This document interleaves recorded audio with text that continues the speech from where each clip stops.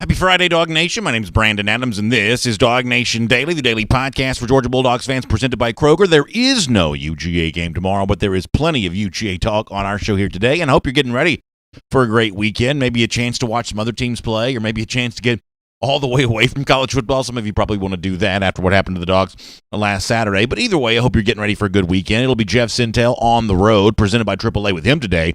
We'll react to the Kamari Lassiter commitment. We will touch on everything else kind of going on with UGA recruiting. So that'll be a fun, busy conversation. A great time to catch up on the 2021 class because it does seem like there's some momentum building there when it comes to that. I'm going to begin the show by pointing out, oh boy, there is some interesting stuff along the way when it comes to the potential college football playoff debate that we still think that Georgia is very much a big part of. So we'll do that today.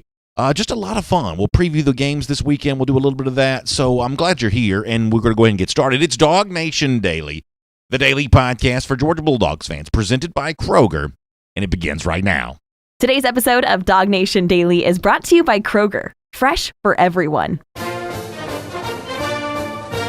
Presented by DawgNation.com. This is DawgNation Daily, the daily podcast for Georgia Bulldogs fans.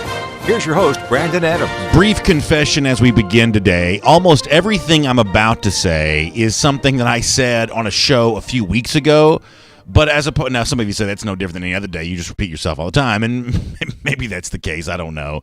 But the point here is I don't think this is me repackaging old content as much as I think something I said a while back has proven to be pretty prophetic. You may remember around the time that the season was set to begin, I predicted that the college football playoff debate was going to be really frustrating. That the fact that Georgia and the rest of the SEC were playing an SEC conference-only schedule, and it was, I would say, the toughest schedule that really any conference has ever tried to undertake over the course of a given season. What I said at the time was that I don't believe that Georgia nor the rest of the SEC is going to get full credit for what they're really doing here. And I think that as we've seen the season unfold, I think it's even SEC fans who are kind of doing that too. And I'll be very honest here for a moment.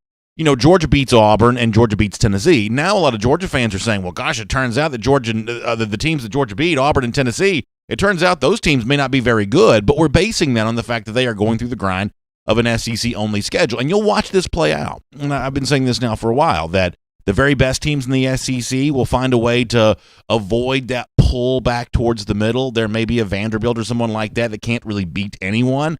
But for the most part, over the course of this SEC-style, NFL-style schedule, you're going to see a lot of these teams kind of gravitate towards 5-5 as the year is done. And it's going to be frustrating because the media is going to look at that and say, well, I guess the SEC is just mediocre this year. I guess there aren't a lot of, really good teams in the SEC the way that league would tell us they always have those kind of teams. And I think those of us who are following a little bit more closely, those that are hopefully plugged into what's going on, will say, no, what you're seeing is a schedule that's not padded with, the Louisiana Monroes of the world, the MAC teams, the programs like that. This is a schedule that has every win has had to be earned against actual SEC competition, doing it week in, week out, without a bunch of weeks off, without a bunch of paid for wins against lesser opponents. You just don't have that on that schedule this year for the SEC. But as we've predicted, the SEC will not get a ton of credit for what it's going to be doing. And this was relevant because this weekend, the Big Ten is coming back. And boy, everybody's excited about that. Now, I put this on Twitter yesterday that I'm actually glad the league is coming back too. I'll revert back eventually to my anti-Big Ten status and my frustration with the way that, Ohio State is lauded all the time and things like that. I'll get back there eventually, at least for a day or two more. I am glad the league is returning, but if you want to jerk me back to reality and have me see that league the way that I've kind of seen that in the past prior to the sense of camaraderie we all had about trying to fight to save the season, a recent conversation on ESPN probably brings a lot of that kind of stuff up. Matt Barry is the host. You're about to hear his voice. And listen to what he asks Kirk Herbstreit here. The possibility that the Big Ten is the conference now most likely to get two teams into the college football playoff. This is Matt Barry with Kirk Herbstreit. Our playoff prediction actually had yesterday that the Big Ten is the highest percentage of getting two teams into the college football playoff. We know the Buckeyes are the favorite, but Kirk, who do you think the candidates are for that second team to watch? I think it's the traditionals. I think I saw your numbers there with Penn State. James Franklin has built an incredible program. To lose great players over the years on both sides of the ball. Guys like Saquon Barkley, Trace McSorley, a bunch of defensive guys. Micah Parsons has opted out. He's maybe the best defensive player in the country. And yet, here they go. They're going to be in a position to compete. And I think in a position to challenge Ohio State next week. Be a big-time game on the 31st to really find out where both those teams are. So I would say that I'm anxious to see Michigan on Saturday. Yeah. On the road against Minnesota, Joe Milton, who I think has got a chance to be a superstar. He's got an incredible depth in the backfield. We'll see who these new faces are to go along with Ronnie Bell at receiver. But there's some optimism there internally. I think they're very excited about the team that they have. Listen, I got no beef with Kirk Herbstreit, and Matt Berry's someone I don't have much of an opinion on one way or another. But I don't mind telling you, that is a maddening conversation. The idea that the Big Ten, based on the playoff prognosticator from ESPN, whatever that is the league that has the most chance, the best chance of getting two teams in the college football playoff. Now, listen, I'll be the first to tell you, I think that Ohio State on paper looks like a very good team and would be a very formidable foe for anybody in the country. I can't dispute that notion. But when you start getting into teams like Penn State, who, as Kirk Herbstreit points out, doesn't even have the best player on their roster even playing anymore, Micah Parsons, when you start talking about Penn State as a playoff team, what did Herbstreit call them, a fabulous program or whatever it was, on the basis of what? What big win has Penn State gotten in how many ever years you want to go back here? That's a team that seems to sport a nice ranking every year, but in terms of actually putting some trophies on the wall, I can't really think of one that Penn State has gotten there. Don't even get me started on Michigan. I mean, the truth is, I think Harbaugh's probably a pretty good coach, but how many years worth of futility and not getting the big wins, not getting it done when it needs to be done? How many of those do you need to see before all of a sudden you kind of roll your eyes at the notion that Jim Harbaugh in Michigan is currently a big player on the national scene? And, we'll get into the schedule for the upcoming weekend in a moment. But, I mean, the perfect example of what I'm talking about here is the fact that the sort of big game in the Big Ten this week is Michigan going to Minnesota. Now, Minnesota's gotten some wins, and P.J. Fleck is kind of one of these coaches that everybody seems to like right now. But from a talent perspective, how many guys that start for Minnesota could start for any team in the SEC right now? I mean, at least of the upper tier, upper echelon, that's not a program that's hoarding 4 and obviously not even 5-star talent, but in rare cases, do they even get any kind of 4-star talent? Yet somehow this is the league that's supposed to have the best chance, Matt Berry says, according to ESPN, of getting 2 teams in the college football playoff. It's just amazing to me how quickly everyone seems to forget of what the SEC what the SEC decided to do when it did the SEC-only schedule. I mean, I thought that Kirby Smart probably laid this out better than anybody else. Remember back when the season was getting ready to begin, the question of an asterisk came up. Hey, there's all these leagues that look like they might not be playing, and the SEC's kind of going its own on here, and the notion of an asterisk on an SEC-only schedule, I thought what Smart said then was powerful at the time, and it's probably a pretty important reminder now that everyone seems to have fallen back in love with the Big Ten again. Listen to Kirby Smart going back a few weeks. I don't know how you would have an asterisk by a conference championship. I mean, because that would be probably as most realist we've ever had, right? I mean, 10 games and hopefully a championship game. So I'm assuming if you're talking about that there's no way. The only asterisk by that one would be this is the toughest team there ever was, because they went through 10 games in our league and played a championship game. Hats off to them, because they need an asterisk saying they were the national champions, in my opinion, because it's going to be tough in terms of the number of practices we have, fighting COVID.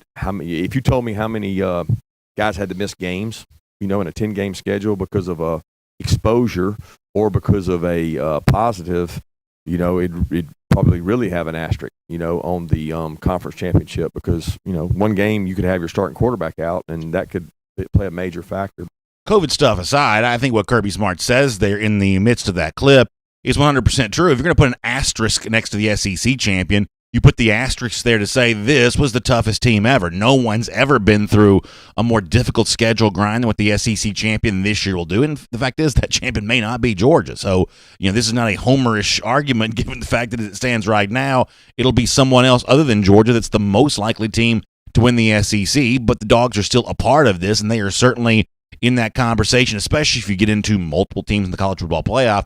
Georgia would be obviously deep in the heart of that. What Smart says then is 100% true, that the best team in the country, the best teams in the country, are the ones that emerge out of this grind of the SEC schedule here this year. But that's not the way that it's going to be treated. That's not the way that it's going to be talked about. And it's just going to be a frustrating conversation. And being right doesn't make you feel better when that point is kind of ignored. So batten down the hatches, get ready for it. It is on the way. The SEC is going through an unprecedented grind with its schedule right now, and the media is only going to be willing to give it so much credit for doing so. My name's Brandon Adams, and this is DawgNation Daily, the daily podcast for Georgia Bulldogs fans. We're presented today by Kroger. We're glad to have you with us. Facebook, YouTube, Twitter, on the radio at noon with our radio partners there in Athens, Athens Sports Radio 960 The Ref. We love them, and on podcast form. And boy, it's great to be able to deliver this on-demand audio product to you each and every day, whether it be the Apple, the Google podcast player, Spotify, worldfamousdawgnation.com, however you get our show. Just glad to have you with us here today. And we really appreciate our friends at Kroger for making it all possible. And this is really important because I know we are now coming down to the end. Over the weekend, this ends. Our Kroger Ultimate Fan Contest, at least the first phase of this, ends here coming up this weekend. So please get in there. Please get signed up if you have not done so already.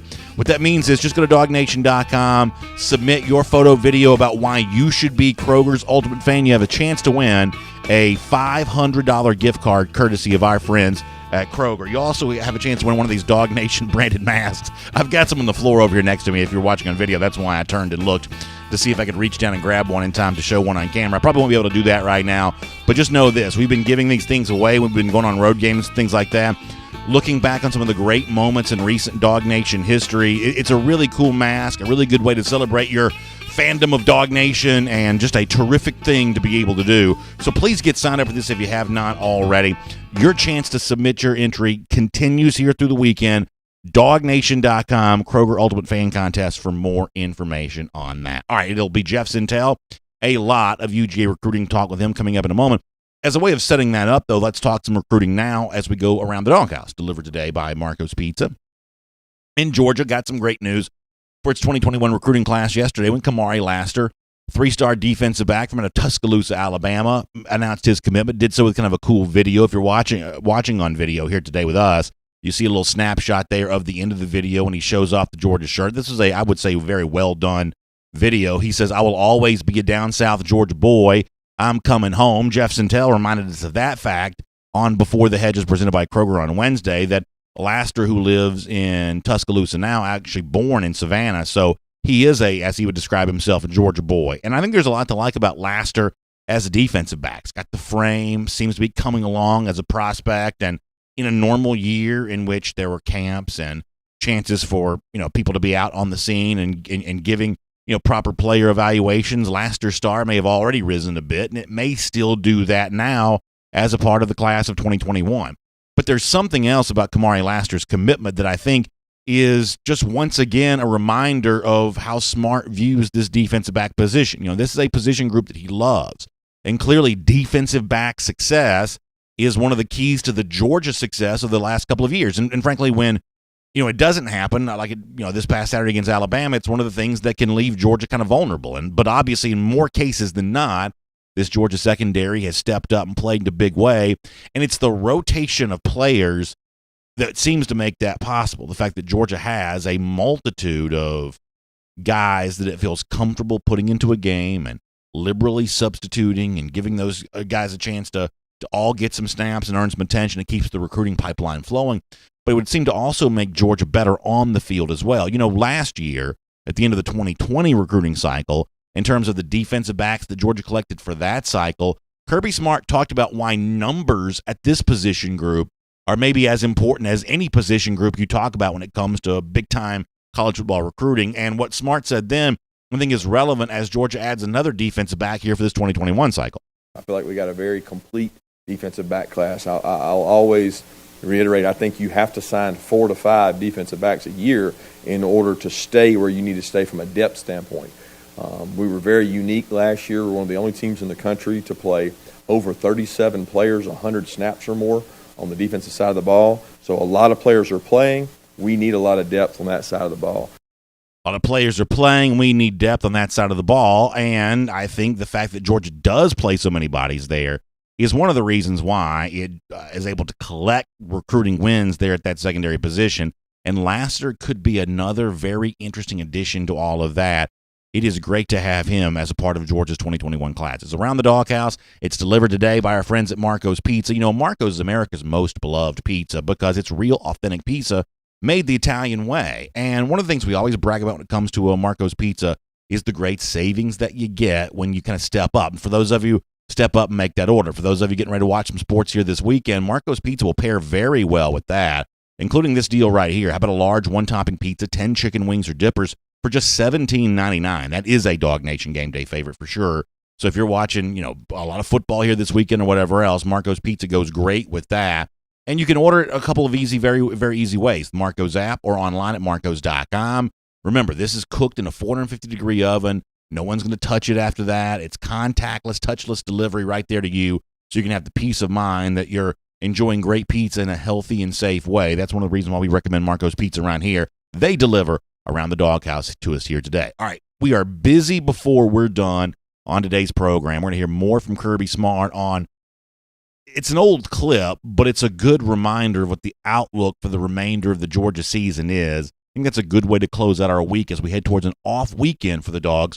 We'll do that a bit later on. We'll preview all the big games that are out there for the upcoming week, and we'll just do all of that. But for now, let's get ready to go on the road, presented by AAA, with our buddy Jeff Sentel. And we will get Jeff here coming up in just a minute. Jeff not quite ready to go yet, so we'll see if we can figure out where Jeff is and get him rock and roll and ready to go after that. So while we're waiting on Jeff, why don't we take a couple comments from you on both Facebook and YouTube, and then we'll get Mr. Sentel when he is ready to go. Let me go to YouTube first today for this impromptu comment section, and we'll get a few thoughts for you. John Anthony likes Marco's Pizza. You love to see that. Michael Porter says he's never had it before. Great time to try that. Somebody says, I watch other teams. Let me get this from Jethro Smith, who says, I watch other teams play offense, and I get jealous at how easy and fluid their offense looks. Makes me sad. I know what you're talking about. I mean, obviously, last couple of years, it has certainly seemed like other teams have made offense look a little easier than it has looked at Georgia. I don't deny that, and I understand the frustration on that, and hopefully at some point in time it gets better. I would say that one of the things that I have tried to keep in mind this year is it was so bad for such a strong portion of last year that the kind of big change that Georgia needed wasn't likely to come quickly. It just wasn't. This was not an easy fix. Georgia was awful offensively a year ago in comparison to the nation's best teams, and you don't go from awful to great overnight. This was going to be a slow progress, and that's before guys like Jamie Newman decide to opt out. So this was going to be a work in progress. We were in the midst of that work in progress, but I don't think people should lose sight of the fact that some progress is occurring. I don't think so. Let me get a few more. Brandon Howell says, I think our pass pro is good enough that we could have a pocket guy and run the ball and be successful. A mobile quarterback is not the only way to win. Yeah, it's a good thing to have, but I would agree with you. It's not the only way to win. I mean, currently Alabama is winning big with Mac Jones, and he's not mobile at all. Not mobile at all. Let me get a few more here on YouTube, then I'll go to Facebook after that. All right, we'll get Jeff here, by the way, coming up. Let's say about 12 minutes from right now, around 10:40, 10:45. We'll pick up Jeff after that on the road, assisted by AAA. Jazz Jackson says, "BA grow a beard again until we beat Bama." Maybe so. Brent Hickman says, "I agree with you, BA, that Bennett's our best option until Daniels is ready."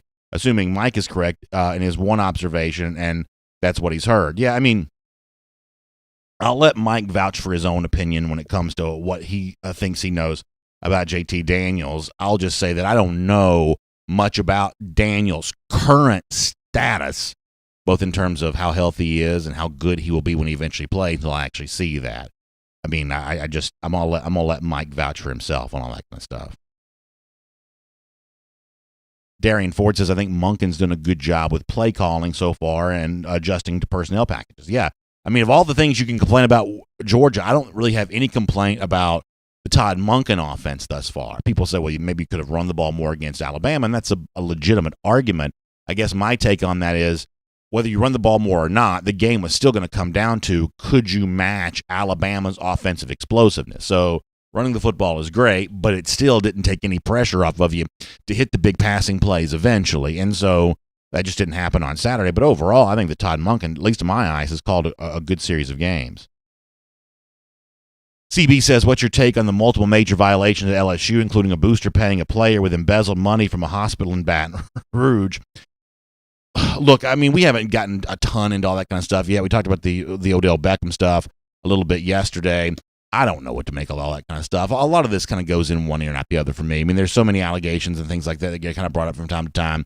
I just don't know. Maybe I should be paying closer attention to that than I am, but that's not massively on my radar the way that it probably should be. I mean, they won a national championship.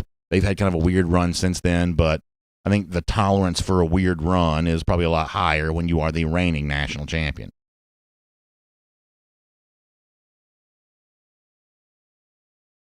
Let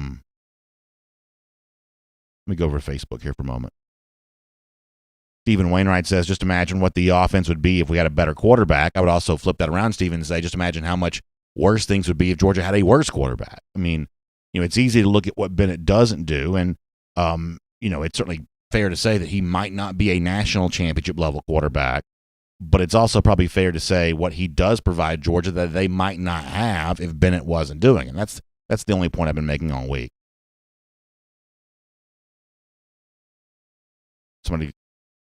Larry Goldberg says, where was Adam Anderson last week? And that's a good question. I don't know that it's come up with Kirby Smart here this week, but that is a good question. I know that Jermaine Johnson played a lot more after not being involved the last couple of weeks prior to that.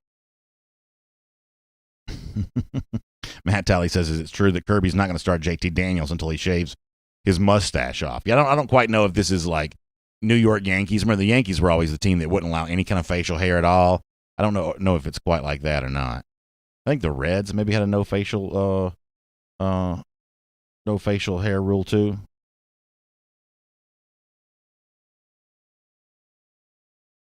James Davis says, why isn't George Pickens getting the ball? I think this comes down to an issue where teams have just kind of taken Pickens away a little bit. And I was actually thinking about that this morning a little bit. So I think that Pickens is a very, very, very good player. But I think the fact that Pickens has been so easily taken away by opposing defenses is another reminder why you don't want your best player to be a wide receiver. You don't. You want it to be someone who lines up closer to the football when a snap begins, quarterback, running back, things like that. Those positions, it's one of the reasons why a wide receiver never really wins the Heisman Trophy, even though wide receiver play is as important in the sport as it ever is. You love the idea of having a collection of wide receivers, but and most people would have said this coming into the season, that the best overall player in the Georgia offense is George Pickens, and I still think he's really good. But when your best player is lined up, 30 yards from the football, it's just easier to find a way to schematically take that guy out of the game, and that's what opposing defenses are doing. Now, I'll still judge Pickens on the basis of the touchdowns that he scores, the big plays that he picks up, and from that standpoint, he's still doing pretty well. Georgia got him pretty involved in the Alabama game, didn't get any of the receivers as involved as they would have liked to have. So I still think that Pickens is going to be on his way to an impactful season for Georgia, but this is just a reminder that when your best player is a wide receiver, and most people just said coming into the season, that's what Pickens was in this Georgia offense, it's just easy to take that guy away. It's why those guys don't win Heisman trophies, and you don't see wide receivers number one overall draft pick very much. These first-round picks, things like that, but not number one overall draft pick because it's just hard to impact the game as a receiver as much as it is other positions. All right, let's see a couple more.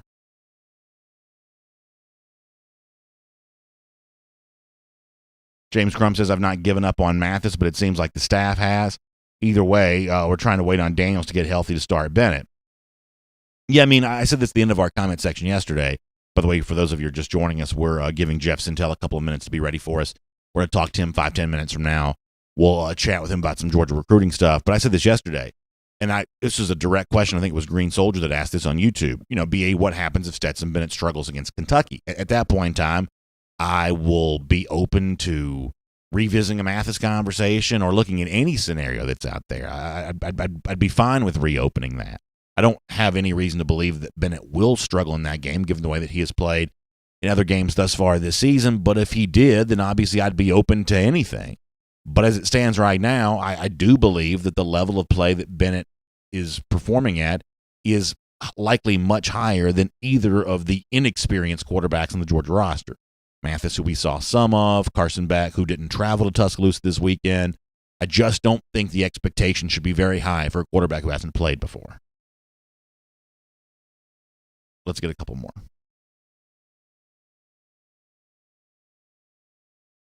Matt Talley suggests putting George Pickens in the slot some. I mean, I'd love to see Pickens move around some. Adrian Eccles wants to see more of Kendall Milton. I believe you'll probably get your wish on that. Philip Edwards says Bama has 2 to 3 more elite wide receivers than Georgia. Where is Arian Smith? We need more speed. Yes, Smith is still coming back from injury, and Georgia probably does need more speed. That probably is a really important thing right now. I would say that that's not the only valuable commodity when it comes to being a really good receiver, but speed is obviously a good one. And at some point in time, Georgia might have that. I mean, one of the things I think is amazing for Alabama is those guys they signed for the 2017 class, the Judys, the Ruggs, the Devontae Smiths. I thought that was one of the most impressive recruiting feats that I'd seen from Alabama. And, I really thought, and I've said this over and over again on the show, that if you look at the Alabama transformation offensively, people want to give that credit initially to Lane Kiffin as offensive coordinator and then eventually to Tua Tagovailoa because of what he did at quarterback. But it was really the presence of those wide receivers that I thought made the biggest difference of all. And all of a sudden now they've actually kind of moved on to the next group. Jalen Waddle was not a part of that 2017 class. He came in 2018. And he's just as good as anything they've had, if not better. Then all of a sudden, was Mitchie, the new guy that's there, he's doing big things too. This is a program that's made itself a destination for wide receivers. That's almost a diametrically different impression of the Alabama program that would have existed prior to that. Yes, they had Amari Cooper and guys along those lines, but the overall depth of the position group is unlike anything they've ever had. Nathan Edwards says, would the emergence of Milton potentially cause you to want to play Cook as a wide receiver only? Probably not. I mean, I think there's still a place for those veteran running backs. I think that Georgia's going to give multiple carries to multiple backs. I mean, that's the thing. Is like, people, want to see more of Kendall Milton, and it's easy to understand why you would. And I think you're going to get your wish on that. But I don't think that that's going to necessarily mean that Georgia's going to all of a sudden give him 25 carries a game and give, the other guys, much less, because the truth is Cook and White also, when they were used on Saturday, they really performed pretty well too. Jamie Scott says, any rumors on when Georgia will send out ticket refunds? No, I don't know the answer to that, Jamie, but I'm sure that those of you who opted out of tickets this year are looking forward to getting that money back, and I'm sorry that you're having to wait on that. Let me do some more on Facebook, and then we'll get Jeff Sentel coming up in just a few minutes here.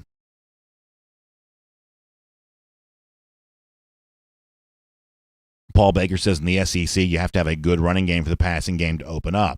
I think in most games that's probably true. I think it'll be true for Georgia 2 Saturdays from now against Kentucky, the following week against Florida, where those line of scrimmage advantage that Georgia enjoys will just be more important. However, I think when you get into games against Alabama, that is not a run to set up the pass type game. Those are more like NFL games. If you look at the NFL teams, the overwhelming majority of NFL teams now throw the ball 60-something% of the time. It has now become a pass to set up the run type game in the NFL. There are plenty of teams who run the football, but the good teams who run the ball once they're winning. They run the ball to preserve their victory. They don't run to set up a win. That's just the way that league has changed. And when Georgia plays Alabama, it will be more like an NFL-style game. The passing game is just incredibly important now.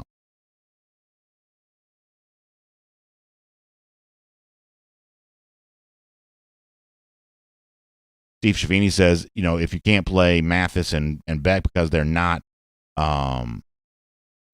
experienced, how do they get experience if you don't get them into the football game? It's a fair question. Obviously, this is one of those years in which traditional backup quarterback roles, you don't have Louisiana Monroe to go in there and beat up on. I know some fans, including commenters in our shows, have said, hey, when Georgia has put backup quarterbacks in the game, it's almost like it just becomes a handoff fest. They don't actually get to throw the football, and that's a fair criticism. I would say that's probably, a fair thing to think about. But this is also one of those years in which I'm going to talk more about this later on the show.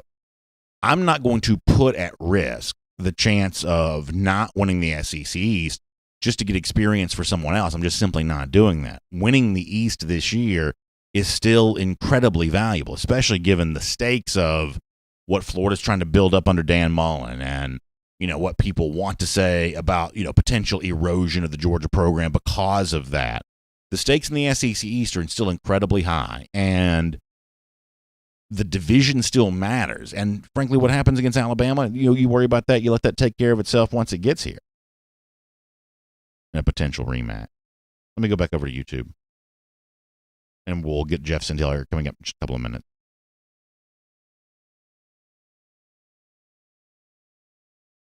Tim Harrell says Cook could have had 200 receiving yards versus Alabama. Yeah, he was open a couple times. No one denies that.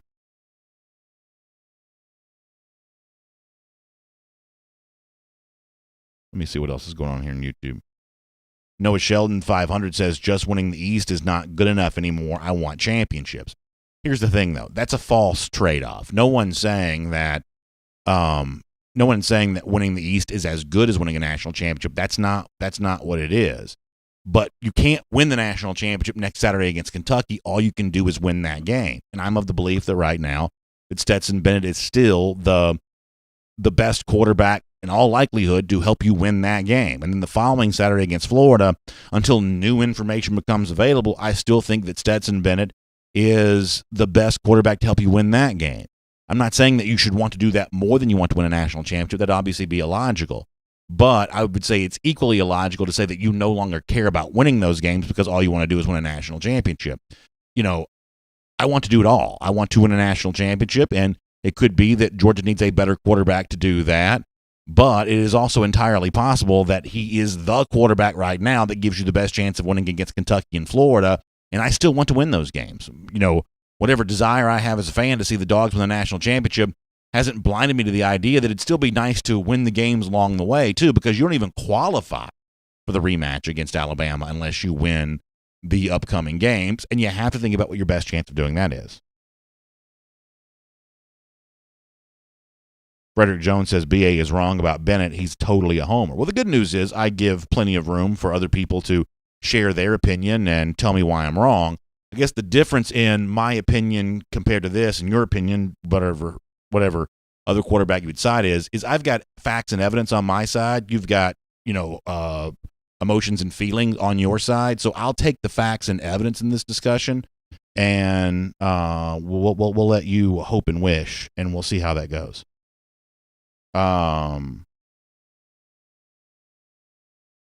Let's get a few more, and we'll get Jeff Sentel after that. GB2 says, how is it that a top 5 recruiting team the last 5 years is starting a walk-on quarterback? Who screwed that up? Yeah, GB, I think those are very fair questions, and I think that's the kind of thing we ought to be talking more about. I think we've tried to be as candid about this during these portions of the show as we possibly could be, that something has gone wrong for George to be in this position. And it's not a rhetorical question about what has gone wrong. Justin Fields left and went to Ohio State after a huge recruiting battle to bring him to Athens. His tenure at UGA lasted just 1 year. The following year after that, Jake Fromm left after his junior season, despite the fact that it was pretty apparent at the time that his draft prospects weren't going to be very high, yet he left anyway. Then you bring in a graduate transfer, Jamie Newman, in place of him, and then Newman decides to opt out. That was weird when it happened, and it has impacted George at the quarterback position right now. I feel like we've said this over and over again. When you lose a Fields, when you lose a Fromm, when you lose a Jamie Newman, when all of that happens in like successive months over the course of a year and a half or so, you are going to feel a negative impact on the field. And against Alabama on Saturday, that's exactly what has happened. The quarterback position at Georgia has been mismanaged. I don't think anyone would deny that. Georgia's deep and loaded and talented everywhere else, and Georgia has been deficient at quarterback. I mean, for the people who don't hear me saying that enough, hear me saying that right now. It has been poorly managed. However, in the midst of all of that, there is still an opportunity to win the games that are in front of you and make the best choice available to you right now to go out there and do that.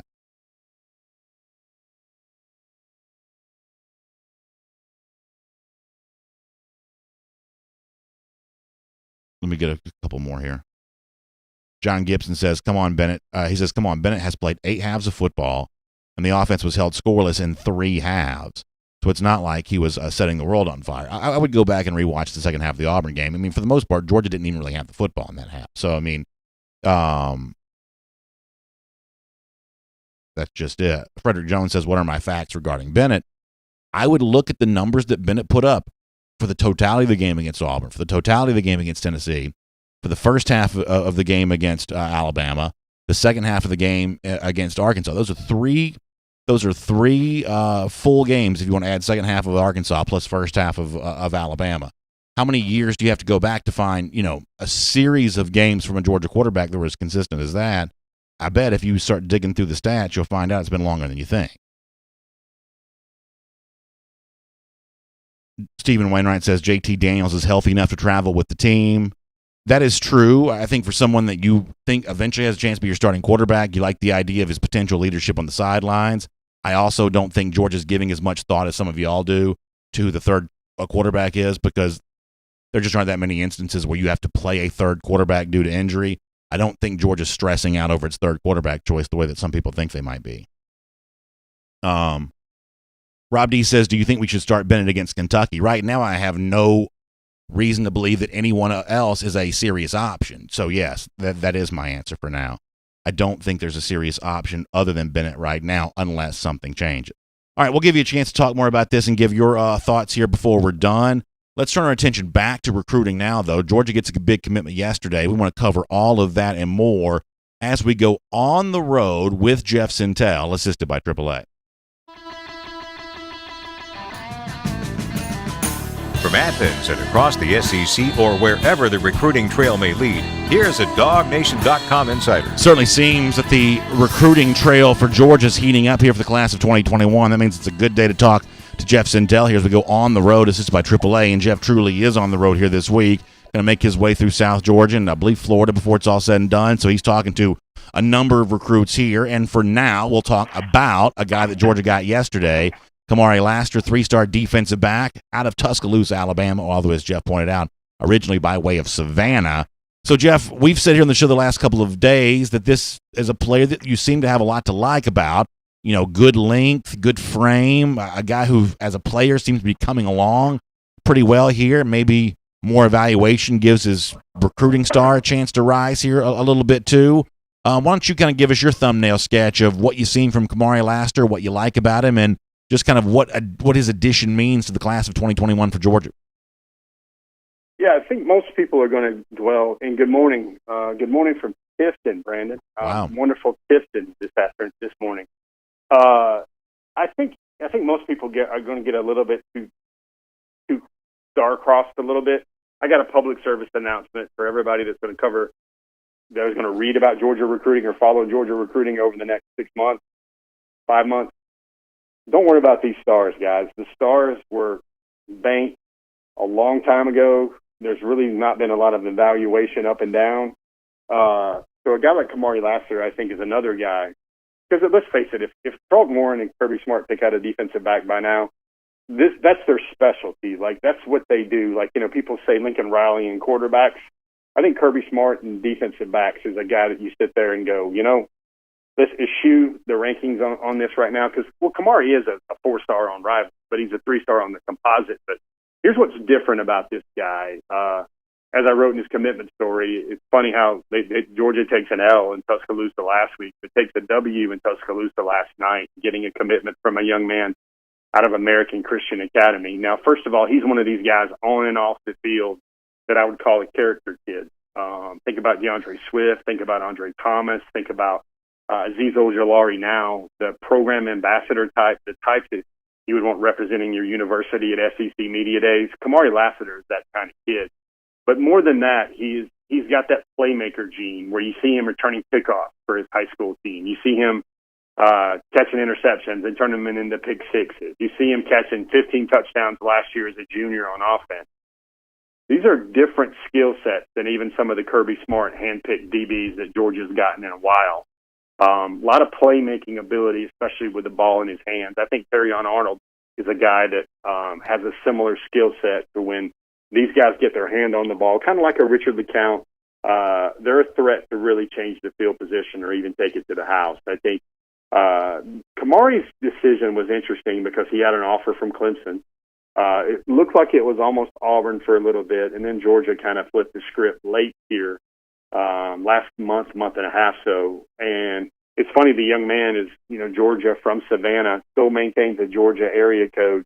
I think this is going to wind up being one of those Eric Stokes type guys in this class.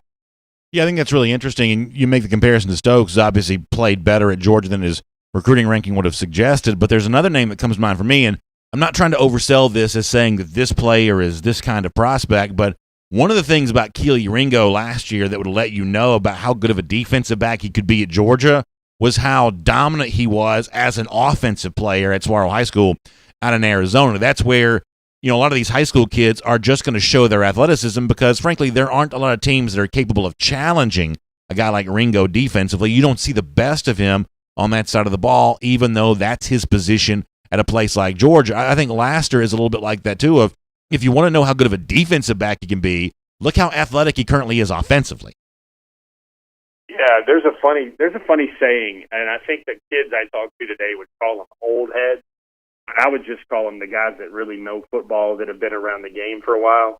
When you see a really fast cornerback making plays, hard to get separation from, good ball skills in the air, people sit there and they go, okay, this kid is this fast. Every rec league and Pop Warner coach they ever crossed paths with was trying to make this dude a receiver, but he just couldn't catch. He just didn't have that ball skill. He couldn't just make those plays on the ball in the air. Well, that's a lot different now with a lot of the guys Georgia's going after. You see the reflections on the field, and it shows where Georgia has to shop for, or at least identify, evaluate, and try to recruit talent to be even better. Look at all those 50-50 balls that were caught by Alabama's elite guys over the weekend. I think Georgia, those ball skill guys, those guys that have that innate ability to go up and get a ball in the air and just contort their bodies to go get those balls and to make more of those 50-50 balls, maybe more 70-30, 60-40 balls in Georgia's favor. I think this is a guy like Kamari Lassiter can do. And, hey, big thing, Brandon, I know people get confused about extra years of eligibility, and they see guys that are seniors or redshirt juniors at Georgia or even graduate sixth-year redshirt seniors, and they think, all these guys got an extra year. I don't see that happening. That's my personal opinion. I think there's 14 scholarship DBs in the room right now for Georgia in the defensive back room. I can see at least 7 of those guys moving on in their careers, moving on to the NFL. You think about Mark Webb. You think about definitely Richard LeCount, DJ Daniel. You think about Tyson Campbell, Eric Stokes. A lot of these guys I can see moving on and creating a lot of attrition in the DB room. And remember, Georgia only just signed 3 DBs in this last class. That's Major Burns, Keely Ringo, and Jalen Kimber. And to me, this has every right of a year where Georgia probably gets 5 or 6 DB class. It's On the Road, assisted by AAA with Jeff Sentel here on DawgNation Daily. I think the most interesting development of Georgia's 2021 recruiting this week has maybe involved the linebacker position. And Xavier Sori was on Twitter the other day kind of hinting at an upcoming decision. I kind of wondered out loud on the show, wonder how much of this is influenced by the growing chatter that the relationship between Smile Mondin and Auburn might have soured. And then lo and behold, shortly after Sori hinted at a decision, Smile Mondin actually drops a commitment date coming up in the month of November. So let me just kind of take this open-ended with really kind of both these guys right now. How much is one of these stories potentially related to the other? Do you see the momentum with Mondin and Georgia growing as much as maybe some of the other folks in the industry seem to think it is right now? And I guess is all of this a sign of some real impressive momentum that maybe the Dogs have with the class at the moment? Well, I think what's happening, Brandon, is defensively, you'd have to say this group is creating the havoc maybe it was hoping for a year ago. I looked at the SEC stats this morning, and some folks were talking about this on the DawgNation forum as well, forum.dawgnation.com. We'd love to have you as a member. But they were noticing Georgia not only leads the SEC in sacks with 13, but they also lead the SEC in sacks, yards lost as well by a wide margin, probably like 100 yards. So that's a lot of what Georgia had promised they were trying to do. I think Georgia's blitz on defense is helping a little bit. But I think, Brandon, it's just time, man. Everybody knows now that there's not an All-American Bowl. There will likely not be any sort of recruiting opening of a dead period until maybe mid-January, if at all. People are just, I think this is the time where the rubber has to meet the road. And I said on a couple of social media posts that this has been an all brakes and no gas recruiting cycle for the 2021 class. And I think even for you, Brandon, who thinks that a commitment every 4 days is probably what your appetite's ready for. Right now, man, when you saw Xavier Story dropping this, you see the continued hints from Tyrion Ingram Dawkins, you see Smile Monday making a decision on November the 18th, you see Kamari Lassiter coming out saying, hey, I'm committing in 2 days for my homecoming. And then you see Amari Daniel say, here's my top two, and this is likely to make a commitment soon. That was all of a sudden, Brandon, a whole lot of juice for the middle of the week, especially after a loss to Alabama. Kind of a demoralizing loss to Alabama at that. All of a sudden, there was a lot of juice on the recruiting trail this week. Yeah, I think that's exactly right. So we're on the road assisted by AAA with Jeff Sentel here. And when you think about AAA assistance, it extends beyond just what happens on the roadside right now. You know, those of you who are in charge of caring for someone, children, something along those lines, you know that one of the most important things that you can consider is what's going to happen with life insurance. Anyone who's got a family to take care of, life insurance really matters. And it's time for you to think about AAA when you think about life insurance, because AAA can provide you great life insurance coverage. A couple of different ways to do this. We'll show this to you on the screen here. Really 3 different ways to get started on this. You can call them 866-695-0222. That number once again, 866-695-0222. You can go to your local AAA office and talk to someone right there, or you can go to this website. It's AAA.com. That's AAA.com/life.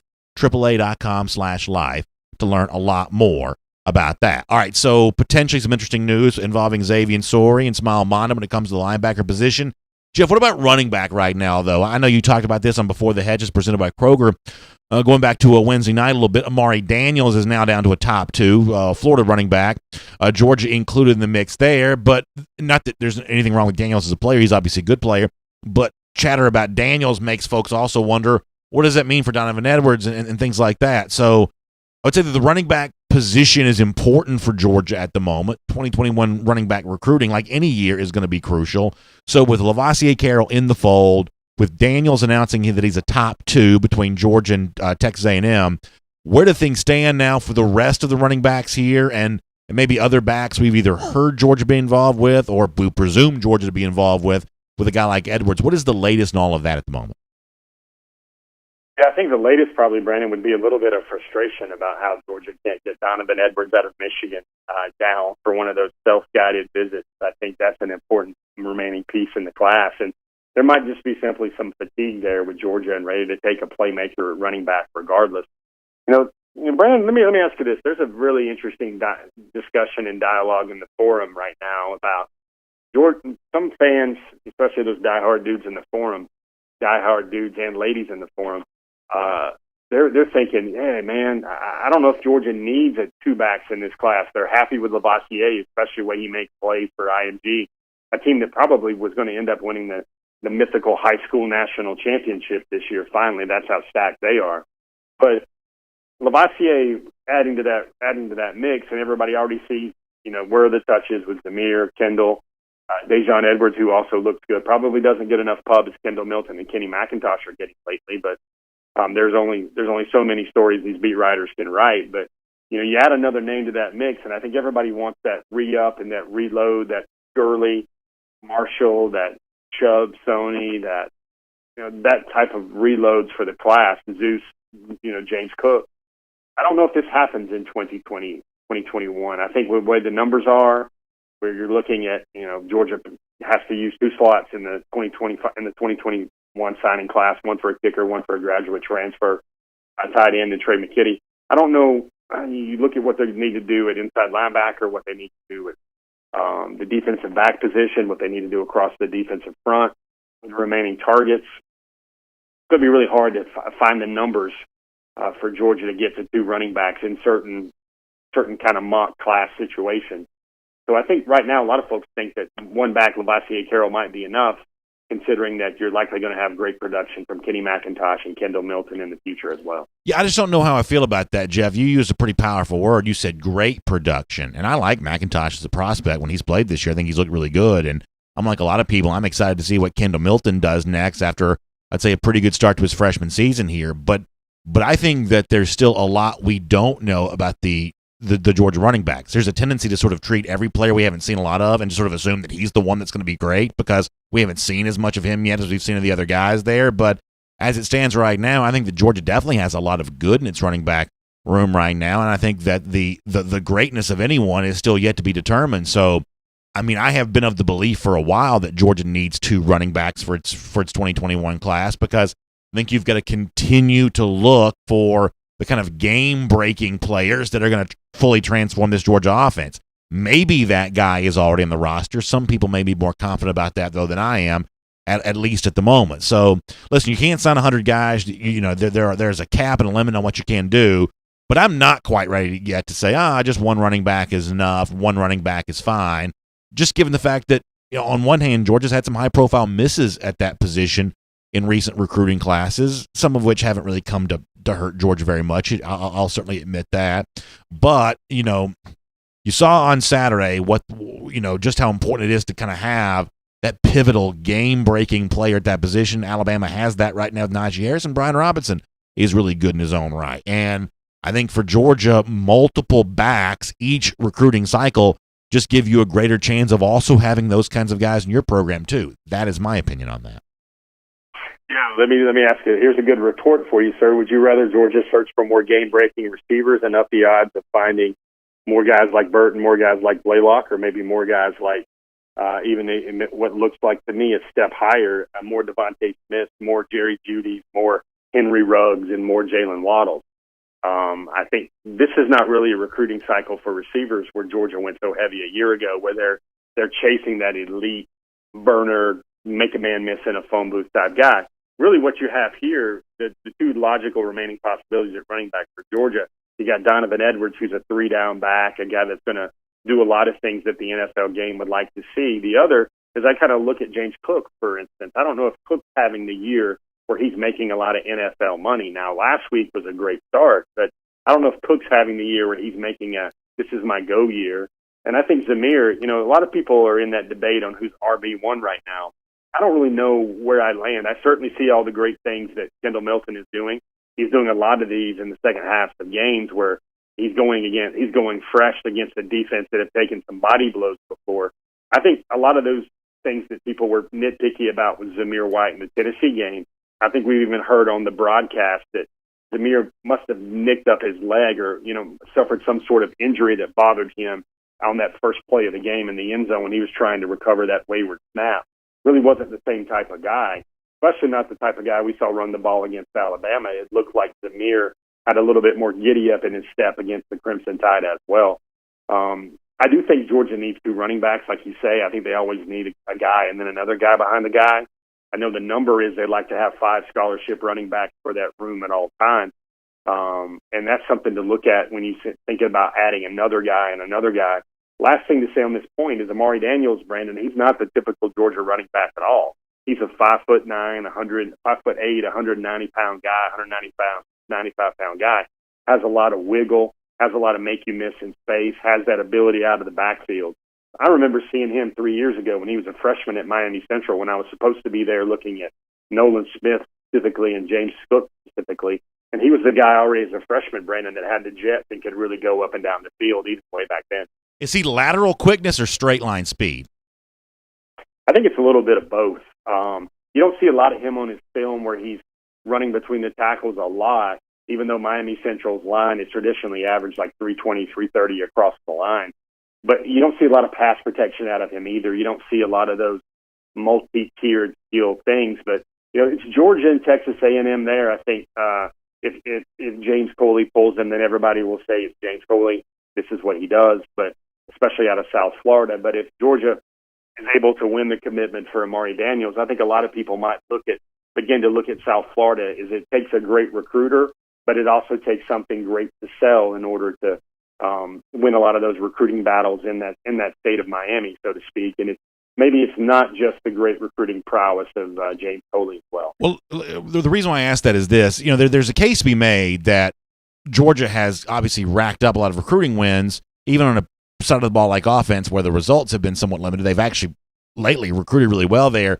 But the one thing they really haven't done is attract a lot of like blazing speedsters. I mean, if you go back and look at Jalen Waddle, Waddle, even though he's turned out to be a great player and he was a good prospect, but he was like a top 40-ish, not a 5-star, not the number one wide receiver in the country, but like just this blazing speedster who, his speed probably made him more valuable than his overall recruiting ranking was, even though, he's still a highly rated recruit, but not like the best receiver in the country for his 2018 class or anything like that. Do you think that Georgia should make speed more of a priority at running back, right wide receiver, whatever else? Because if you look at the best players in this Georgia roster right now, few of them are known for blazing speed. Great collection of running backs, but all of those running backs were like, more of the physical running backs than maybe like the blazing speedster coming out of high school. George Pickens is still a very good player, and yet, speed is not the number one weapon in his arsenal either. Do you think that Georgia should find a way to prioritize speed more with a lot of these skilled position recruitments? I do, and the way you want to play risk management with stacking up the running back, the top 10 running backs, and out of you get so many, the odds are ever in Georgia's favor that 2 or 3 of those 6 are going to hit. Well, I think about that way now with the speed burner type, that electric playmaker type. I think of 3 names, Brandon. First of all is McCole Hardman. McCole was a guy that I would love to see how Todd Monken would have utilized McCole in this offense right now. That type of, oh my gosh, quickest man on the field, give him a crease and he's gone type speed. I think of Andy Isabella, that guy that tortured Georgia for UMass a couple of years ago. And then I think of, 4 names, not 3. I think of Ladd McConkey, a guy that's kind of in that sector a little bit, but then Arian Smith. That's really another missing element to Georgia's offense right now. That was that home run threat guy, that fastest man on the field type guy that is a guy Georgia deployed on offense that made sure that those safeties stayed back off the line. I think that's another element with Arian Smith. I think this unit, the offensive side of the ball is missing. And it's not just an Arian because he can get hurt. It's not just, a young Ladd McConkey that needs to put on weight. I think there's a lot of guys. Georgia needs to start stacking up those guys in future classes where those are just the matchup nightmare that even the best guy on the other side, kind of like an Eric Stokes on Saturday night, kind of like a Tyson Campbell on Saturday night, the best guy you have that's going to be drafted still isn't as good as that other guy. Well, Jeff, we certainly appreciate you being here on the road, assisted by AAA today, and we're glad to have AAA assisting you while you are on the road. So stay safe. Enjoy a chance to catch up with some prospects. We'll look forward to reading all that from you coming up at DawgNation.com. And just thanks for being here on our program here today. Yeah, guys, I got 3 more stops on the road the next couple of days. It's fun getting out on the road, and everybody have a great off weekend. All right, enjoy, Jeff. Thanks so much. Let's take a look around the rest of the league. This is SEC Through. So Jeff encourages there at the end to have a great off weekend. One of the ways you can do that is by settling in and enjoying some Classic City Lager. You've heard me tell you about this before. Creature Comforts Brewing. It's an Athens original, but you don't have to be in Athens to get it. 6 and 12-pack cans. This is a great tasting. It's a lager-style beer, so it's a lighter beer, easy drinking beer, but no sacrifice in the flavor. Still really, really delicious flavor. And 6 and 12-pack cans are available year-round. You can go to whatever retailer you like to shop at, and you can pick yourself up some Classic City Lager. It is good, cold beer. And by the way, speaking of Classic City Lager made by Creature Comforts Brewing Company, check out DawgNation.com on Sunday. Chris Herron, the CEO of Creature Comforts Brewing Company. I had a chance to have a great interview with him. Really enjoyed the chat with him about the beer scene in Athens, some cool stuff going on with Classic City Lager and Creature Comforts. We'll bring that to you on the pages of DawgNation.com on Sunday. If you love business and business success stories, this is certainly a great example of that. We'll do that for you then. SEC Through now. Let me preview quickly the weekend in the SEC. There's a Georgia point I want to still get to before we close out our show. So let's do a little bit here. Auburn goes to Ole Miss on Saturday. This is an incredibly important game for Auburn. Second consecutive week they are expected to win on the road. Last week that prediction fell flat in the loss to South Carolina. Auburn obviously wants to prove they still have something going on for the program. This is also a week to watch Bo Nix. Nix has gotten a lot of criticism here this week, and there's been very little defense offered for him. Now, Auburn does not have a lot of depth at its quarterback position behind Nix right now, and I am of the assumption that Auburn's not quite dead yet. They'll still find a way to play, somewhat well this upcoming weekend. I don't have a lot of respect for Ole Miss, even though they can be flashy and fun to watch, and Kiffin's sort of a magnet for attention on social media. They're just not a very sound football team, and I expect Auburn to win this game, but we shall see. Alabama goes to Tennessee. Third Saturday in October is one of those rivalries that I grew up with around the SEC. It has meant very little in recent years, and obviously Tennessee's to blame for that. They just can't beat the Crimson Tide. No one expects that to change here this week.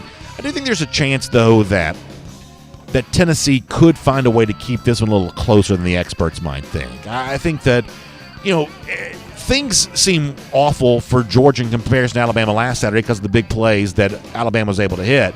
If you find a way to limit a couple of those, that game does change a little bit. I think that, Tennessee still can be good defensively. They're a little bit of a mess right now at the quarterback spot. If I mentioned Auburn having quarterback problems, the Tennessee quarterback problems are even worse because of how harsh those Vols fans can be towards Jared Garantano. The Jimmy Brumbaugh firing is still kind of hanging around here a little bit. Would not surprise me, though, to see Jeremy Pruitt have a conservative game plan both offensively and defensively. In a game he knows he can't win, is there some value in trying to keep it close? Would not surprise me to see a little bit of that, and Alabama may be just thankful to get out of a game without being challenged too much.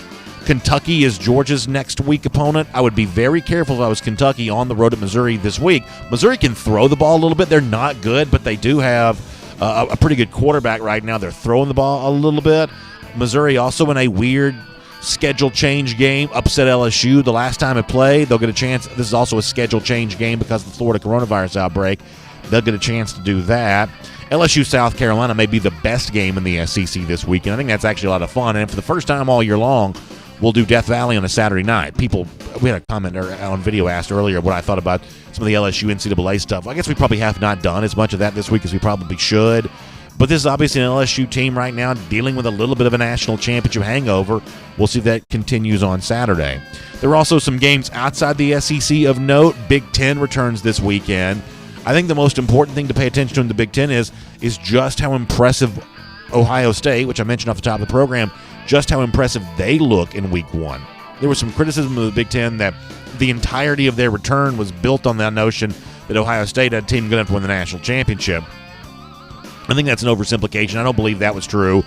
But this is obviously a team that wants to prove it's a national championship contender and is a very big favorite hosting Nebraska. Nebraska hasn't beat a top 10 team on the road since 1997. This program's a total shadow of what it once was, and they essentially exist in the punching bag role for Ohio State on Saturday. How big and bad can Ohio State make this victory? How impressive can they look against Nebraska? It's the big noon Saturday game, I believe, so that's a game a lot of folks have their eye on. There are matchups in the top 25. The graphic I made for the show says 3 top 25 matchups. There are actually 4 top 25 matchups. I failed to include Cincinnati SMU because I guess I wasn't even aware that game was taking place, but that's also a top 25 game here this week. Beyond that, you've got Iowa State going to Oklahoma State. I think Oklahoma State's a total pretender. I think Matt Campbell's a better coach. I expect the Cyclones to probably win that game on the road. We'll get a chance to see how UNC bounces back after a real bad loss to Florida State. Sam Howell is one of the best quarterbacks in the country. He plays for the Tar Heels. This is a rivalry game. Sometimes NC State can be dangerous in those spots. I'm curious to see, is North Carolina State a for-real type team? Do they look good again after looking bad against Florida State? Obviously, a lot of that will be on Sam Howell. And as I mentioned before, Michigan does play Minnesota as well. That is a chance to see. There's just a lot of opt-outs in the Big Ten. I mean, it's almost like you have to take roll before these games begin. Michigan's had its share. Minnesota's had its share. At one point in time, there was talk of snow in Minneapolis this weekend for the game. I don't know if that's true or not. I kind of hope it does to make watching it more fun. But those are your top 25 matchups of the weekend. Iowa State, Oklahoma State, North Carolina State, UNC, Michigan, Minnesota, Cincinnati, SMU. Not exactly the greatest college football weekend of all time, but probably a little bit to find worth watching there. We'll make that your SEC through. And here on DawgNation Daily, presented by Kroger, let's turn our attention back to the Dogs here just for a moment. I want to finish the week on this note. And this is one of those things that just not everyone's going to agree with me on, and I'm totally fine with that, but I do think it's kind of important to put that out there for a moment. In the heels of the Alabama game on Saturday, I think there's this feeling around Dog Nation of, wow, this team, as it's currently constituted, may not be good enough to win a national championship. And as you've listened to this week, and we've talked about all this kind of stuff, a lot of that centers around quarterback. And the truth is that just may end up being true. That Georgia, if it's got Stetson Bennett at quarterback, might just not be a national championship level program, or I should say team at the moment, where that Alabama is, the way that the Ohio State, the Clemsons of the world might be. That just may be true. So the answer to that question then, or the response to that point then becomes, what do you do about that? What do you do in response to all of that? Well, some people say, well, you got to try to hurry up and get JT Daniels ready to play because he's a former 5-star, because he's been a starter at USC, he might eventually be that kind of guy. And he might be, and it certainly seems like on the basis of some of the whispers that are out there, Georgia might be trying to get him ready to play. And maybe he steps in at some point, is healthy enough, and maybe he saves the day before the season's all done. But while you're waiting for that to occur, and while you're open to the possibility that this year that just might not occur, I mean, he may just be slow in his development of his knee after suffering a pretty significant injury going back in 2019. What do you do while you're waiting for that to happen? And my suggestion would be you try to win the games that you're playing, that you still view the road in front of Georgia as a real opportunity here. To earn your right for an Alabama rematch, whether you can win it or not will be decided in December, but you've got to earn your right to get that rematch against the Crimson Tide, which means finding a way to beat Kentucky on Saturday, a week from now, and then going into the cocktail party, assuming the Florida coronavirus stuff has cleared up. And by the way, that's going to be one of the huge stories to start the new week. Does Florida get back to football, and is the SEC schedule still on track here? But if we assume it is for a moment, that game remains really important for Georgia. Apart from, does this team right now have what it takes to win a national championship, don't lose sight of the fact that the uprising that Dan Mullen's trying to orchestrate there in Gainesville still needs to be squelched. It still needs to be put down in Jacksonville 2 Saturdays from now. And until I know more about JT Daniels' health, and on the basis of what I've seen from on the field from Georgia right now, I still think Stetson Bennett gives Georgia the best chance of winning those next 2 football games for Georgia, at Kentucky and then in Jacksonville against the Florida Gators. And I don't believe that the SEC East is a hollow accomplishment, even if it's not the number one goal that Georgia has in front of it right now. And in fact, I want to go back in time here for a moment. Way back before the start of the 2018 season, when Georgia had only won one SEC East the previous year in 2017. All the talk of what Florida was trying to do with its new coach Dan Mullen, and what Tennessee was trying to do with its new coach Jeremy Pruitt, and all the chatter about how all of this was going to play out there at the time, or I guess in Pruitt's case, he didn't come in the following year. But the point is, all of the chatter about everything that was going on with those Georgia rivals, what was happening there. Kirby Smart laid it out that, listen, there is still an opportunity to go out and beat those teams, win those games. What Smart said in 2018 is still incredibly valuable right now. I look at it just like I did last year. I mean, we got to beat them. The names and faces may change, but the places are all the same. So, I mean, I'm not concerned with what they're doing, and they're not probably concerned with what we're doing. We're obviously trying to develop a team that believes in its self-confidence, but I don't concern myself with what those guys are doing. Not concerned with what those rivals are doing, but the phrase that jumps out there is we've got to beat them. We got a chance to beat rivals, and we don't want to waste that opportunity. We don't go out there and do that. So listen, those of us who are Georgia fans, we all believe that the next goal for Georgia to accomplish is finding a way to get over the hump, win the national championship. But for now, the only thing you can do is earn your right to play in those games. And the next couple of weeks, I think, are still really important. And we shall see how Georgia's preparations continue in terms of being ready for that when it happens. As we head towards an off week, I hope all of you just get the most use out of your weekend. Take a break from Georgia football. Maybe that means watching some college football. Maybe it means getting away from the sport here for a little bit this weekend. But whatever you do, it's supposed to be nice weather, I think. Take great advantage of that. Enjoy yourself. And I'll be ready to talk to you again on Monday. By the way, speaking of those lousy, stinking Gators, how about 1,455 days? That's how long it's been since the Dogs have lost to the Gators. Good news to close out the week. DawgNation Daily, presented by Kroger. We'll see you again on Monday, everybody. And on video, time now for R.S. Andrews Cool Down. You know, you can trust R.S. Andrews to do a lot for you. Air conditioning, heating, plumbing, and electric. all those systems behind the walls in your house, they know how it works. So if your water heater goes out, or if your heating system's not ready for the winter that's on its way, or if your air conditioning's on its last leg, even though warm weather's still a part of what's going on outside, well, R.S. Andrews can take good care of you on all those fronts. You can find them online at rsandrews.com. All right, for those of you who are just joining us, we had a little bit of a stretch of comments a little earlier, so we won't do a ton right now, but I do want to say this. I have an idea about something. And for those of you who've been with us for a little while, maybe you'll tell me this is a good idea or not. So we've kind of butted heads this week, me with some of the people who want a quarterback change at all costs. Just anybody different than Stetson Bennett. And I am of the belief right now that Bennett gives Georgia its best chance to win against Kentucky for all the reasons I've cited. The fact that JT Daniels does just not appear to be healthy at the moment, and the fact that experience, I do believe, matters currently in the SEC. As I said at the end of yesterday's show, though, I am open to the possibility that I might be wrong about that if the results against Kentucky aren't what they need to be. And I think this is where all of us, those of us, you commenting, me here, we need to come to some kind of agreement. Because here's what I see. Some of you are saying that I'm not open enough to the possibility that change would be better to Georgia. And I would look at some of you and say, on the basis of the way that Bennett has played prior to the Alabama game, I think he has played better than some of you have given him credit for. And I think some of you have used any piece of evidence to cite your point of view. And some of you probably think that I'm ignoring crucial evidence that would validate your point of view. So can we do this? And I'm sure this will fall flat, and it's probably a bad idea, but can we do this? What if we, ladies and gentlemen, made an agreement about a statistical threshold that if Bennett performs at this level, assuming that JT Daniels doesn't magically get healthier, if Bennett performs at this level against Kentucky, you'd have to give him some credit. And if he falls below that threshold, in other words, there's something at stake here on both sides.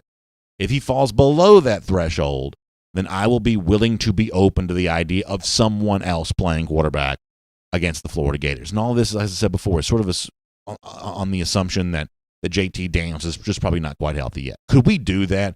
Could we establish some sort of benchmark that says, I guess you got to give him some credit? Or some sort of benchmark that if he falls below that, I'd have to say, well, I guess you've got to be open to the possibility that Georgia's best chance of winning the games in front of it right now might be with somebody else. Would that be a possibility so we could all at least agree on the same stipulations and facts? Could we do that? Let's find out. Steve Schaffini says, I need a hug. The truth is, I really don't. I really don't care. Y'all can vent and take it out on me if you want to. Jarvis Hanna checking out. Thanks for being here. Marshall Fleming says, the problem is we all know Bennett can win every game we have left other than Florida, another beat down by Alabama. And so I guess what I would say is, if that is true, if that's all Georgia has right now because of the bad things that have happened for Georgia at the quarterback spot prior to that, does that mean you don't want to win the games you can win? Because that's the one thing I would say I'm probably a little bit different on than some of y'all.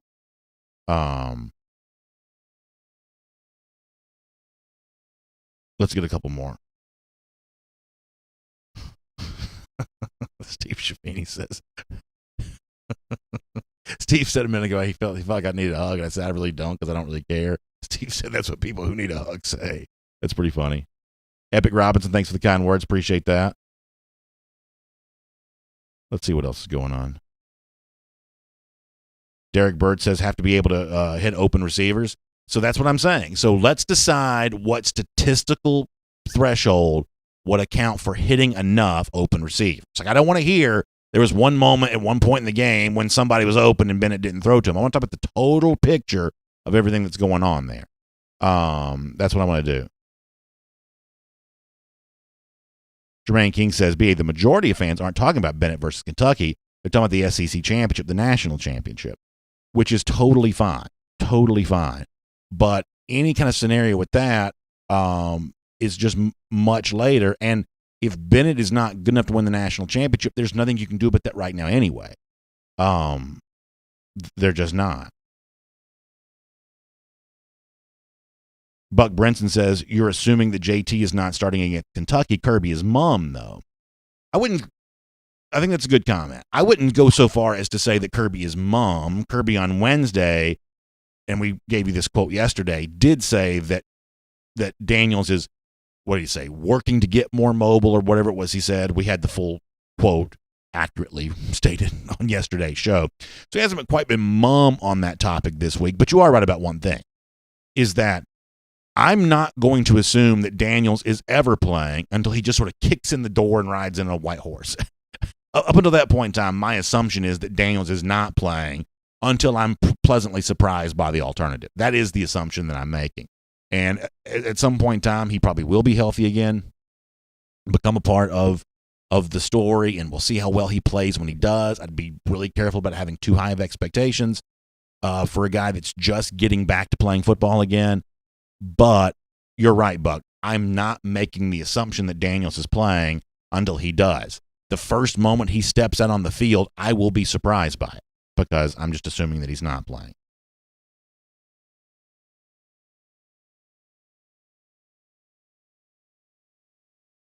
Vaughn Jackson says Saban gave the rest of the SEC the blueprint on how to play Stetson, and it's nothing special because he's a Division II quarterback. Well, there you go. If what you're saying is true, then it'll also be borne out coming up this upcoming Saturday. And if it is, I'll be happy to give you credit for it. I'll be happy to give you credit for it. Craig Fender says, now this is what Craig is doing.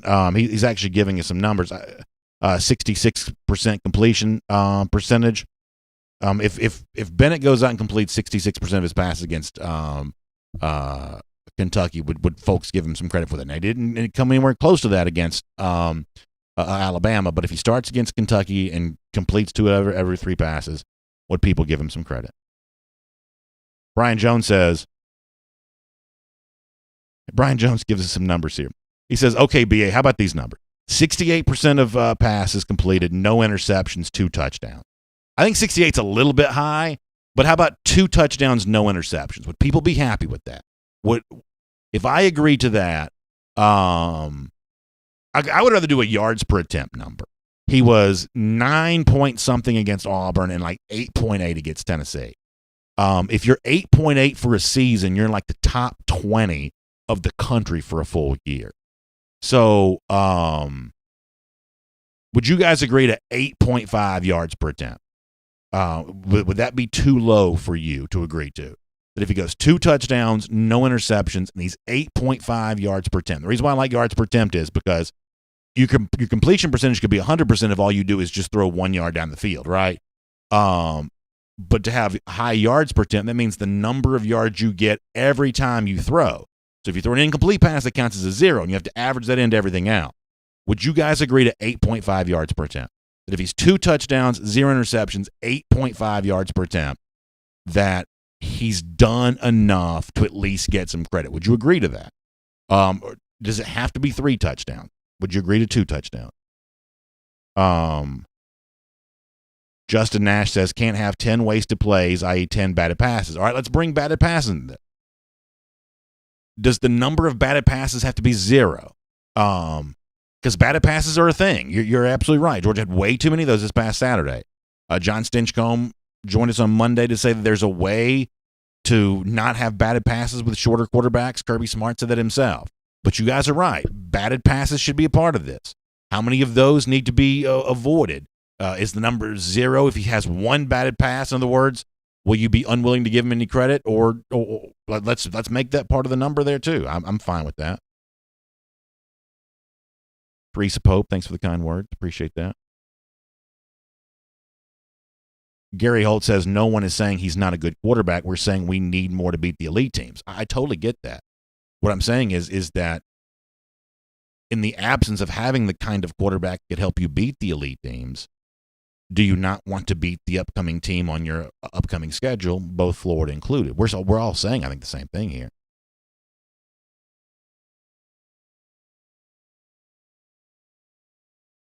Matt Talley says he's making no deal. He says my Breeze-Bennett comparison took all the negotiating off the table. To be 100% clear, though, I don't want to put Breeze and Bennett in the same category. Drew Brees, obviously Hall of Famer. Stetson Bennett's kind of a middle-of-the-pack SEC starter.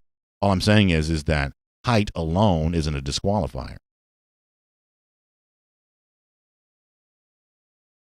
Brian Jones says we all like Stet. We just don't believe he can win a national championship.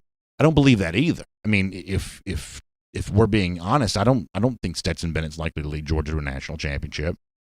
I totally agree with that.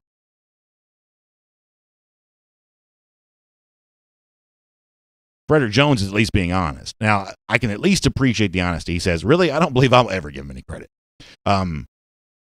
He says, if he gets us to the national championship, that's what's going to change my mind. That's at least honest, right? I mean, even if I would hope that Frederick would have a different point of view, that's at least honest. And honesty counts in a conversation like that.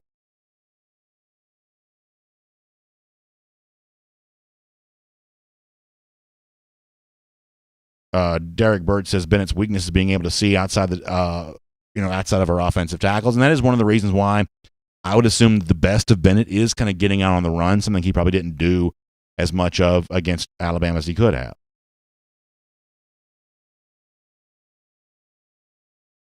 James Crump says, why are we discussing whether Bennett can beat Florida or Kentucky?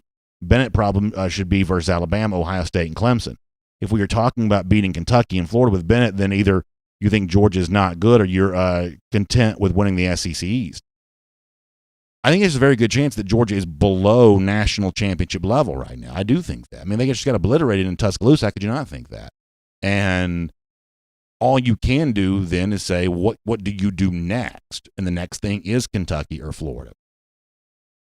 See, I think one of the things that a lot of you are saying, hey, Bia, you're not getting that. What we're saying is that Stetson Bennett may just not be good enough to win a national championship. And every time that comes up in the comment section, I say, I agree. That's probably not true. But I think that what some of you are guilty of doing, though, is saying that if Bennett's not good enough to win a national championship, then there must be somebody else in the Georgia roster who is. And that's just illogical. That proving Bennett isn't means proving someone else is. If you are going to convince that Bennett isn't, and you'd have all the, evidence to support yourself on that right now, then I think the most likely outcome will then just no one is, because JT Daniels is hurt and the other guys haven't played. That's just the most likely outcome. So you don't have to work to convince me that Stetson Bennett can't win a national championship. I already believe that. I think those of you who say that are right. And what I'm telling you is, therefore, the most likely scenario for Georgia is that it doesn't have that quarterback on this year's team. And so in absence of that, do you just want to just pack in the season, or do you want to try to win the games that you can and hope that maybe JT Daniels gets healthier, or hope that somehow things get better, or just hope the scenario changes? For me, I want to still try to win the games that Georgia can and see what happens after that. I'm going to go to YouTube here in a moment. Alan McGovern says, in terms of judging Stetson Bennett, how about he just wins? He didn't do enough to win against Alabama. I agree with you on the last part of that quarterback was a huge reason why Georgia lost. I totally agree with that. As far as just giving him credit for the win, I think what we're seeing, though, is that some people aren't quite willing to do that. All right, Wesley J. Allen says, no batted passes, 3 touchdowns. It's very simple, very succinct. I'll give Bennett credit if it's no batted passes and 3 touchdowns. David Johnson says, don't forget, Bennett will at least run for a touchdown. So, Wesley, would you be willing to say that if Bennett runs for a touchdown, that counts in his 3? No batted passes, 3 touchdowns. Honestly, I would agree to that right now if you would. And if people would join him in doing that. No batted passes, 3 touchdowns. A total of 3 touchdowns somehow. Throwing them, running for 1, whatever else. Frederick Jones says he also wants 0 batted passes. I'm fine with that. Brandon Ray says he wants 9 yards per attempt. All right, I'll do that too. I'll be magnanimous here. 3 touchdowns, no batted passes, 9 yards per attempt. I'm going to write this down. And if you don't agree with this, you got to tell me now. 3 TDs, 9 yards per attempt, 0 batted passes. And if that doesn't happen, on our comment section starting on Monday, we can talk about any other scenario you want to in terms of the best quarterback for Georgia the rest of the season. We can absolutely do that. But if it's 3 touchdowns, 9 yards per attempt, 0 batted passes, then some of y'all got to give him a little bit of credit. Can we agree to that? Let's see.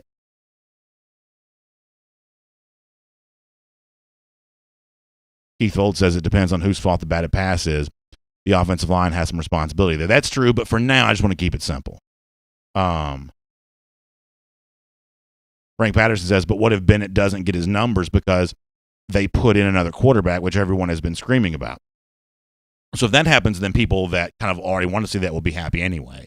All I'm saying is, if we set up a scenario where that doesn't happen, where if Bennett does get the entirety of the game, I just want to set some sort of parameters for the discussion for people not to get frustrated by that. And I'm sure this won't work, but I'm at least happy with where this is going right now.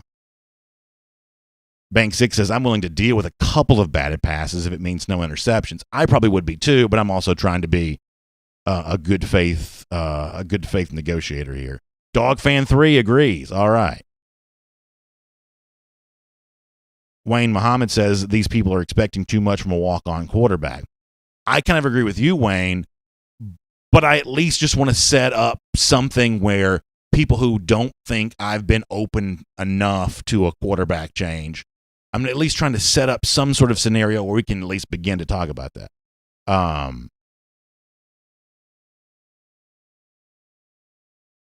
John Gibson says we have to start targeting Pickens more, and Bennett doesn't do that.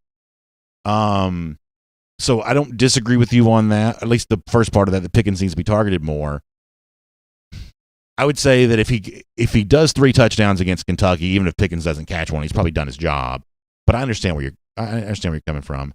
Scott Pete says no stupid interceptions, and I am good. So we'll add that to the discussion. How about 0 INTs? Now zeros, there are a lot of good quarterbacks that throw an interception, but I'll add interceptions into this.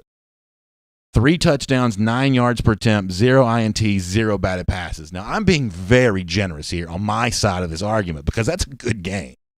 But I'm trying to be generous here.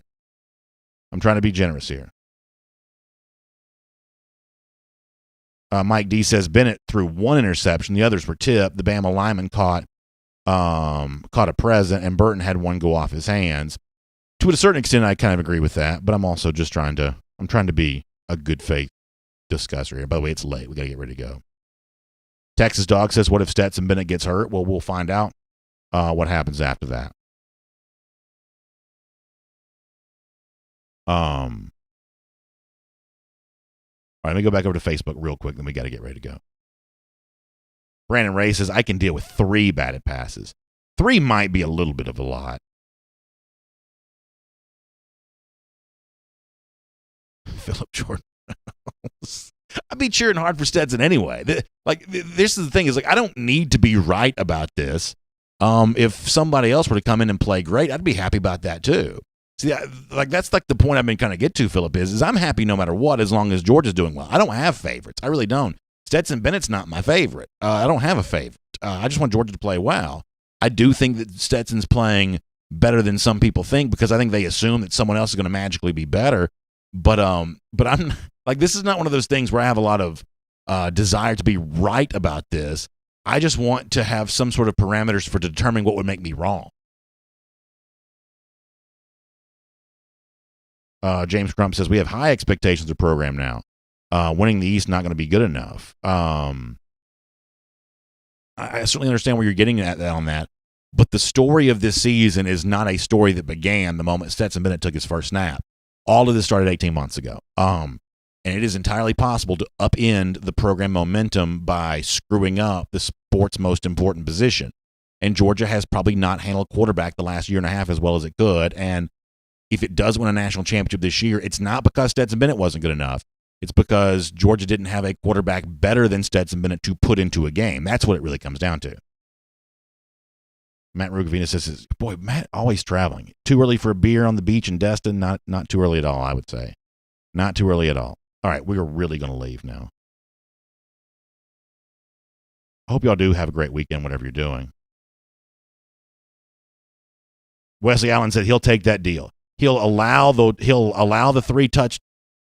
He'll allow a rushing touchdown to count amongst the 3. So I feel like we're in a good spot here. 3 touchdowns somehow, 9 yards per attempt, which is pretty high. That's like a top 10 in the country type number. 0 interceptions, 0 batted passes. And we'll see where it goes.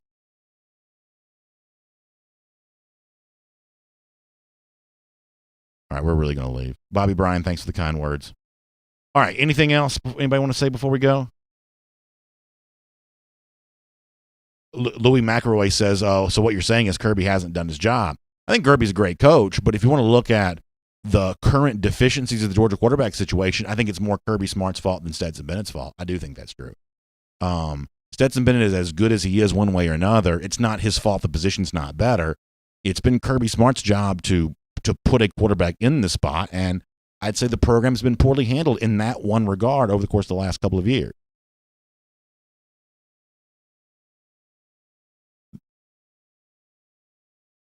All right, we're going to get ready to go. This is my house, says I'm getting mad. Stephen Wainwright, thanks for the kind words. All right, we're going to get ready to go. Appreciate all of you being here. Thanks for checking us out this week. Enjoy your weekend away from football. Should be fun. Chance to relax a little bit. I know I'm looking forward to that. And then, of course, back here on Monday for DawgNation Daily presented by Kroger once again. By the way, check out the AJC.